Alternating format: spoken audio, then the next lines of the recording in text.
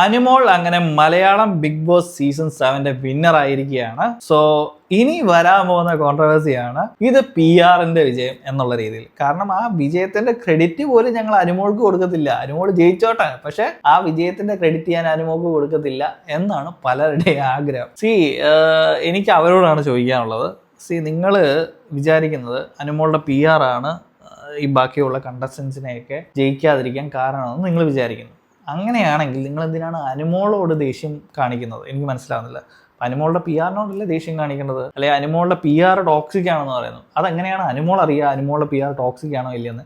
ഈ PR ഒക്കെ ഈ പറയുന്ന പോലെ ഇൻട്രൊഡ്യൂസ് ചെയ്യുമ്പോഴത്തേന് I am a toxic PR എന്നും പറഞ്ഞിട്ടാണോ ഇൻട്രൊഡ്യൂസ് ചെയ്യാൻ പറ്റുക? വിനു എങ്ങനെയായിരിക്കും ഇൻട്രൊഡ്യൂസ് ചെയ്തിട്ടുണ്ടാവുക? ഓൾറെഡി ഞാൻ എക്സിസ്റ്റിംഗ് വിന്നറായ ബിഗ് ബോസ് സീസൺ 6-ന്റെ ജിൻഡോയുടെ PR ആയിരുന്നു. സോ എന്നും പറഞ്ഞിട്ടല്ലേ ഈ വിനു ഇൻട്രൊഡ്യൂസ് ചെയ്യത്തുള്ളൂ അനുമോളുടെ അടുത്ത് അല്ലെങ്കിൽ ബാക്കിയുള്ള എല്ലാവരുടെ അടുത്തും. ശരിയാണ്, അവിടെ ഈ പറയുന്ന പോലെ അനുമോള് കൂടുതലും ബാക്കിയുള്ളവരെ തേജോവധം ചെയ്യാൻ വേണ്ടി നെഗറ്റീവ് തിങ്സ് പറഞ്ഞിട്ടുണ്ട്. അപ്പൊ അതിനെ ന്യായീകരിക്കാൻ വേണ്ടി വിനുവിന് ആ രീതി കളിക്കേണ്ട വരുമായിരിക്കാം. പക്ഷെ അറ്റ് ദി എൻഡ് ഈ പറയുന്ന പോലെ ബാക്കിയുള്ളവരൊക്കെ എന്ത് ചെയ്തു? ബാക്കിയുള്ളവരുടെ PR എന്ത് ചെയ്തു? അവരൊന്നും ചെയ്തില്ലല്ലോ, അവരെ കൊണ്ടൊന്നും പറ്റിയില്ലല്ലോ. അപ്പൊ അങ്ങനെ നോക്കുമ്പോഴത്തേക്കിന് അനുമോൾക്ക് അത് ചെയ്യാൻ പറ്റി. അനുമോൾ ജയിച്ചു, പ്രേക്ഷകരും ഓഡിയൻസുമായിട്ട് കണക്ട് ചെയ്തു. ഈ പറയുന്ന പോലെ അനുമോൾ പ്രേക്ഷകരും ഓഡിയൻസുമായിട്ട് കണക്ട് ചെയ്യാതാണ് PR മാത്രം കൊണ്ടാണെന്ന് ജയിച്ച് പറയാൻ നമുക്ക് പറ്റത്തില്ല. കാരണം അനുമോൾ ഓൾറെഡി ഒരു TV ഷോ, അതായത് സ്റ്റാർ മാജിക് പോലുള്ള ഒരു ലോങ് ടേം TV ഷോയിൽ നിന്നിട്ട് അത്യാവശ്യം നല്ല രീതിയിൽ പ്രേക്ഷക പിന്തുണ നേടിയെടുത്ത ഒരു വ്യക്തി തന്നെയാണ്.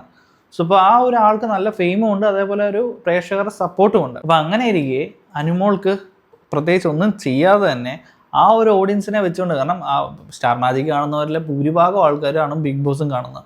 സോ അപ്പോൾ ഓട്ടോമാറ്റിക്കലി അവർക്ക് ബിഗ് ബോസിൻ്റെ ആ ഒരു ഹ്യൂജ് സപ്പോർട്ട്, ബിഗ് ബോസിലെ ഒരു കണ്ടസ്റ്റൻ്റ് ആയിട്ടുള്ള അനുമോൾക്ക് ഒരു ഹ്യൂജ് സപ്പോർട്ട് ആ ഒരു ഓഡിയൻസിൽ നിന്നും പ്രതീക്ഷിക്കാവുന്നതാണ്. പിന്നെ ഈ പറയുന്ന പോലെ നല്ല PR ഉണ്ട് അനുമോൾക്ക്, ഒബീസിലി ഉണ്ട്. അത് അനുമോളുടെ കഴിവാണ് നല്ലൊരു PR-നെ വെച്ചിട്ടുണ്ടെന്നുണ്ടെങ്കിൽ.